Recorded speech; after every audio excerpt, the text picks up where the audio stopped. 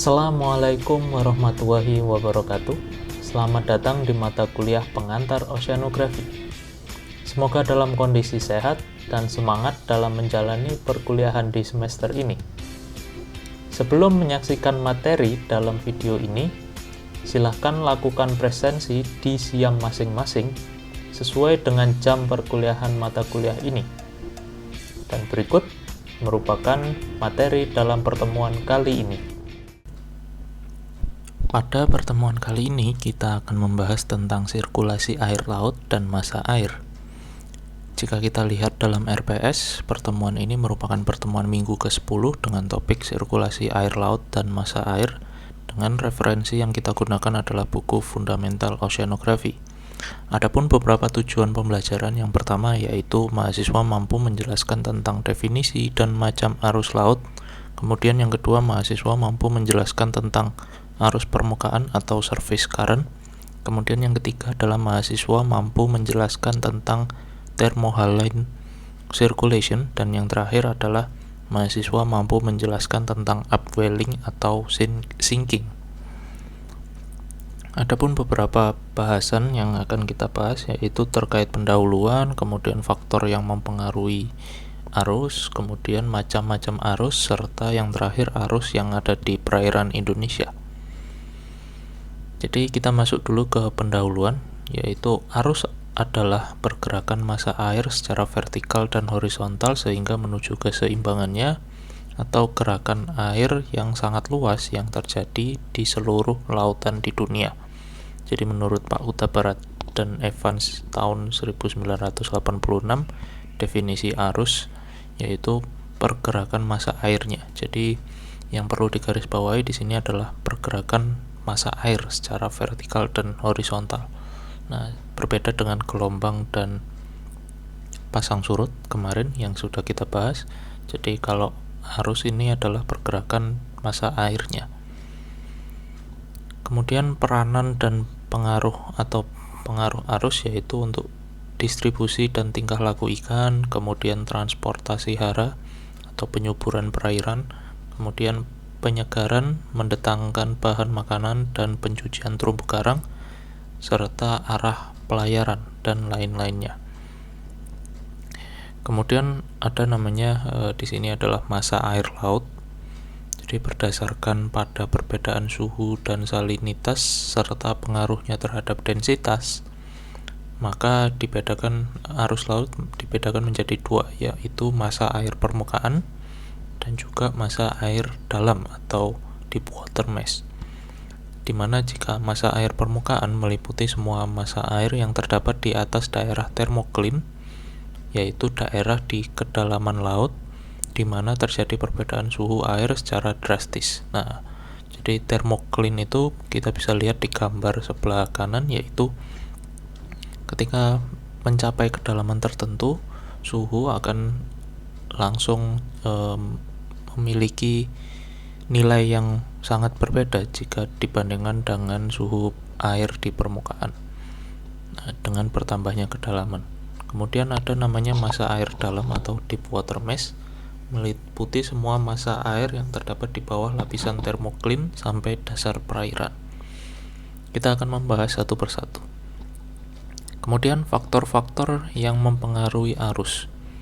Jadi ada beberapa faktor di sini, yaitu angin, salinitas, suhu, rotasi bumi, gravitasi, sifat-sifat air, keadaan dasar, dan distribusi pantai.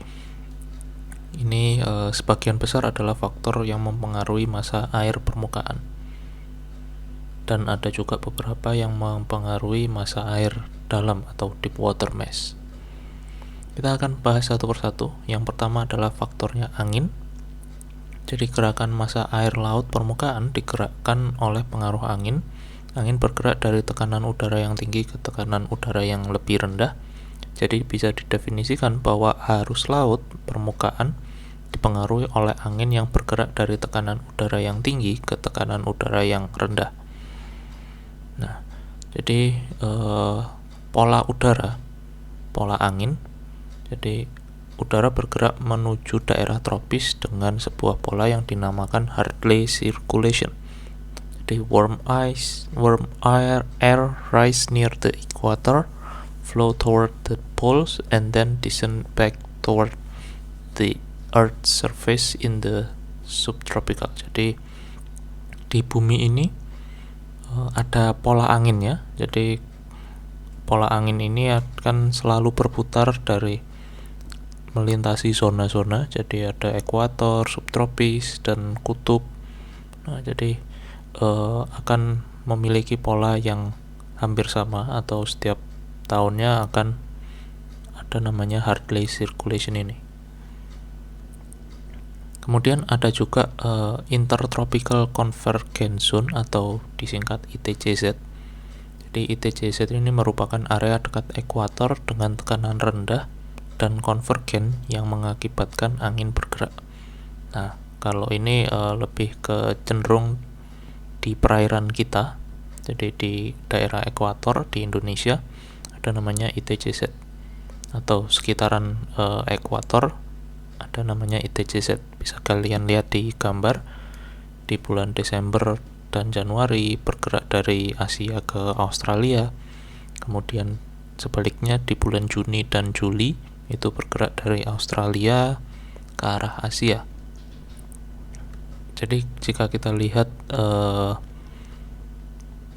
animasi berikut, bahwa di setiap sepanjang tahun ITCZ ini bergerak hampir semuanya berada di ekuator, tetapi polanya atau di sini ada namanya Hartley circulation juga. Nah, jadi dampaknya selalu berubah-ubah setiap bulannya. Jadi tidak konstan selalu di bagian utara atau mungkin bagian selatan saja. Kemudian masih dengan angin, kaitannya dengan faktor angin, yaitu ada namanya monsun. Jadi beberapa jenis monsun tampak dijumpai di beberapa tempat di dunia, tetapi di Asia Tenggara pengaruh monsun lebih jelas. Indonesia termasuk daerah tropis, tetapi Indonesia juga termasuk pada daerah monsun. Nah, jadi ada namanya monsun, atau mungkin kita lebih mengenal dengan angin muson timur dan muson barat, di mana jika angin muson timur di gambar ini adalah terjadi di bulan April sampai Oktober, dan muson barat itu terjadi di bulan Oktober dan sampai dengan April. Jadi apa pengaruhnya angin muson atau monsun? Jadi curah hujan di Indonesia dipengaruhi oleh monsun yang digerakkan oleh adanya sel tekanan tinggi dan sel tekanan rendah di benua Asia dan Australia secara bergantian. Monsun barat mengakibatkan musim hujan di Indonesia, sedangkan monsun timur menyebabkan musim kemarau di Indonesia. Nah, jadi bulan-bulan September seperti sekarang itu terjadi namanya monsun barat. Jadi biasanya sudah mulai hujan di beberapa wilayah di Indonesia. Kemudian faktor yang kedua yaitu adalah salinitas, atau lebih ke perbedaan densitas. Jadi salinitas mempengaruhi pergerakan pada kedalaman air laut. Ini disebabkan adanya perbedaan kadar salinitas di setiap zona kedalaman laut. Air laut yang bersalinitas tinggi akan bergerak ke kadar air laut yang bersalinitas rendah. Itulah yang disebut perbedaan densitas air laut.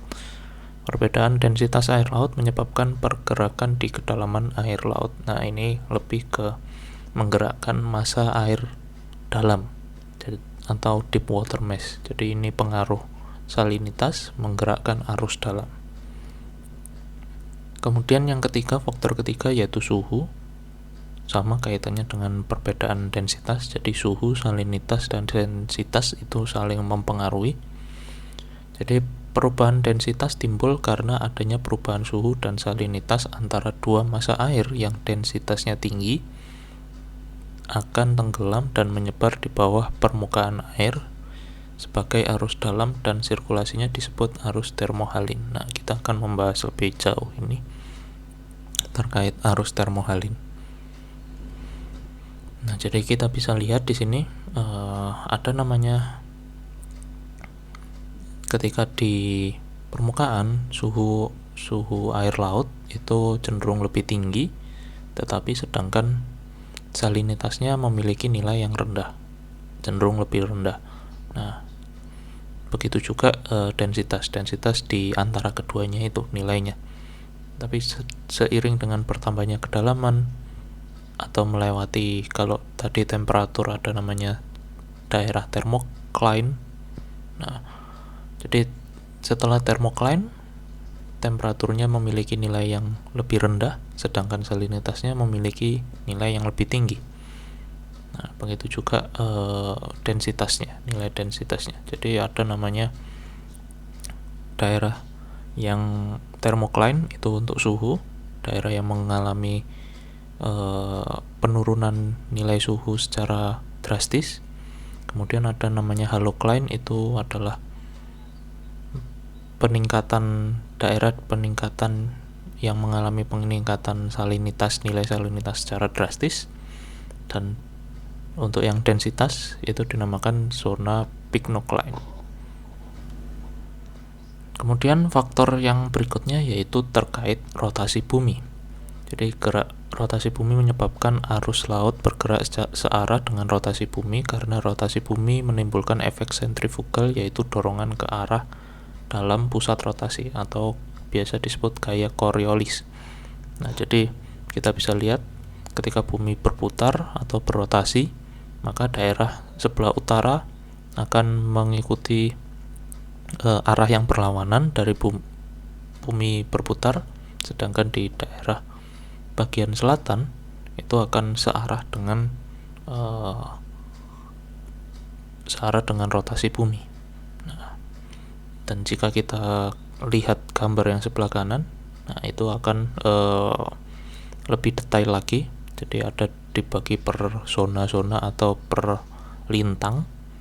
Jadi arah arusnya akan seperti itu kurang lebihnya. Kemudian faktor berikutnya yaitu tentang gravitasi. Gaya gravitasi dari bulan dan matahari itu menyebabkan permukaan air laut di suatu tempat tertentu naik mencapai ketinggian tertentu dan kemudian turun kembali seiring dengan perubahan konfigurasi benda-benda langit tersebut, atau biasa dikenal dengan arus pasang surut. Nah, jadi minggu lalu kita sudah membahas tentang pasang surut. Jadi untuk yang sekarang ini arus pasang surutnya. Nah, kemudian faktor yang lain yaitu sifat-sifat air, keadaan dasar, dan distribusi pantai. Jadi sifat air itu sendiri itu mempengaruhi viskositas air atau peredaman arusnya sendiri. Kemudian keadaan dasar atau dasar perairannya itu mempengaruhi peredaman dan pembelokan arus. Kemudian yang ketiga terkait distribusi pantainya, itu juga sama mempengaruhi peredaman dan pembelokan arus. Kita akan membahas lebih lanjut tentang sirkulasi massa air dalam atau deep water mesh.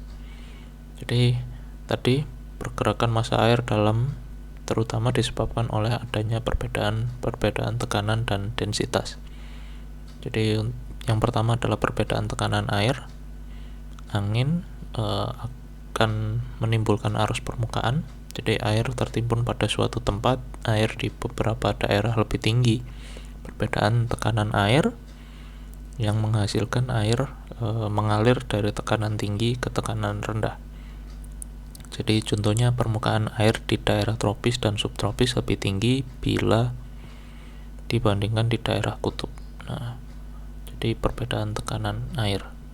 Kemudian faktor utama itu tadi yaitu terkait perbedaan densitas yang mempengaruhi faktor deep water mesh ini. Jadi perbedaan suhu dan salinitas air menyebabkan perbedaan densitas air. Jadi kerapatan air meningkat apabila suhu perairan menurun, sedangkan salinitas meningkat. Jadi kalau kita lihat di gambar ini, arus laut utama di dunia ini adalah arus dalam atau deep water mesh. Jadi ada namanya yang warna merah, ada yang berwarna biru. Itu menunjukkan, kalau yang warna merah menunjukkan warm water current atau arus yang hangat, sedangkan yang biru menunjukkan arus yang dingin. Nah, jadi ini terjadi di seluruh dunia perairan di dalam. Jadi ada kawasan-kawasan yang di lintang tinggi, otomatis airnya atau arusnya dingin, sedangkan di wilayah-wilayah kita seperti daerah tropis dan subtropis mungkin arusnya lebih hangat. Nah, itu akan selalu bergerak di sepanjang tahun.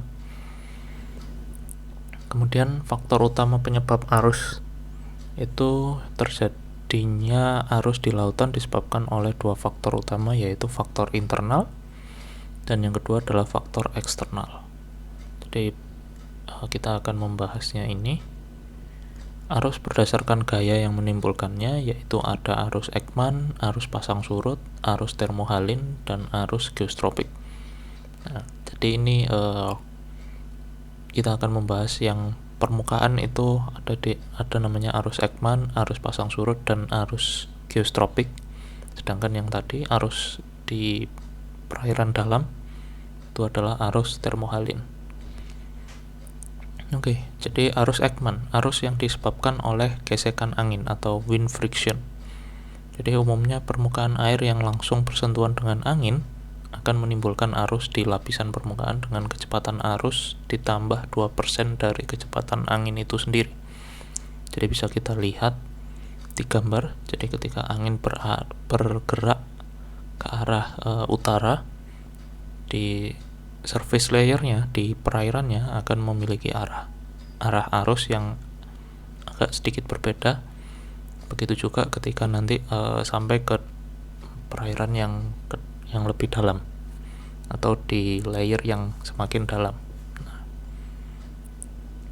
kemudian yang kedua adalah arus pasang surut, merupakan arus yang disebabkan adanya gaya pembangkit pasang surut, di mana arus pasang surut merupakan arus yang polanya dipengaruhi oleh pasang surut. Maka secara umum arus juga dapat diklasifikasikan menjadi dua, yaitu arus pasang dan arus surut. Nah, kemudian yang ketiga, arus termohalin merupakan arus yang disebabkan oleh adanya perbedaan densitas air laut.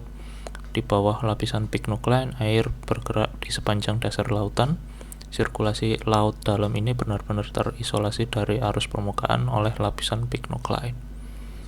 Kemudian yang keempat, ada arus geostropik, merupakan arus yang disebabkan karena adanya gradien tekanan mendatar dan Coriolis. Jadi kita bisa lihat di gambar terkait arus geostropik ini. Kemudian kita akan masuk ke pembahasan yang terakhir, yaitu arus di perairan Indonesia. Jadi letak geografis di Asia Tenggara berpengaruh besar terhadap sirkulasi air, meliputi Laut Cina Selatan yang melintas antara Sumatera dan Kalimantan, Laut Jawa, Laut Flores, dan Laut Banda. Kondisi pergerakan air antara Sumatera dan Kalimantan mengikuti bidang ekuator dari timur laut yang berhubungan dengan Laut Cina Selatan dan Laut Jawa. Jadi ini adalah gambar pola arus di perairan Indonesia pada bulan April. Nah, kita sering melihatnya di BMKG atau mungkin di situs-situs website online terkait pola arus ini. Kemudian ini adalah pola arus di perairan Indonesia pada bulan Juni. Jadi pola arusnya berbeda antara bulan April dan bulan Juni. Dan ini adalah di bulan Desember, memiliki pola arus yang lebih berbeda lagi. Dan yang terakhir adalah terkait upwelling dan downwelling. Jadi upwelling ini merupakan suatu peristiwa naiknya massa air yang mengandung zat hara dari lapisan bawah ke permukaan yang terjadi akibat kekosongan massa air laut pada lapisan atas, kemudian digantikan oleh massa air laut dalam yang mengandung nutrien yang lebih tinggi. Nah, kita bisa lihat di gambar yang sebelah kiri. Kemudian sedangkan yang downwelling itu yang sebelah kanan, gambar sebelah kanan merupakan peristiwa turunnya air permukaan laut ke lapisan yang lebih dalam. Peristiwa downwelling terjadi akibat penumpukan massa air di lapisan permukaan sehingga harus dialirkan ke lapisan yang lebih dalam. Nah, Jadi ada perbedaan antara upwelling dan downwelling, dan ada juga nanti manfaatnya dan sirkulasinya bagaimana. Dan itu, terima kasih. Begitulah materi dalam pertemuan kali ini. Jika masih ada yang dibingungkan atau ingin ditanyakan, silahkan tuliskan komentar di bawah video ini. Terima kasih. Wassalamualaikum warahmatullahi wabarakatuh.